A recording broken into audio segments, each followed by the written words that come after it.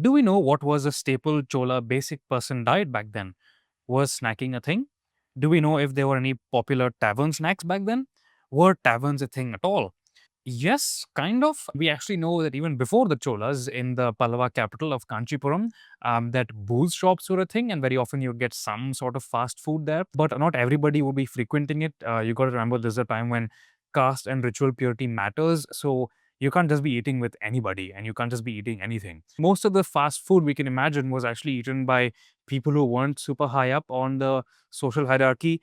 They were, as the questioner puts it, basic persons. These folks would have eaten anything pretty much. They would have had all kinds of grains available to them. Rice was pretty expensive, ghee was pretty expensive, so they wouldn't have been having dosas, for example, but they would have been having meat. They would have been having millets. And which kind of meat is an interesting question. Much more than poultry, I think that medieval Tamil folks ate sheep. Again and again in the Tamil temple inscriptions, we see that sheep were a very important part of gifting culture. Sheep's ghee was an important part not only of people's diets, but also of temple lamps. So you can imagine that a lot of mutton was eaten, and it generally would have been spiced with fairly basic stuff like ginger and asafoetida, the kind of stuff that's not that expensive to procure. But the wealthier folks would have been eating mutton in pepper fry and that sort of thing.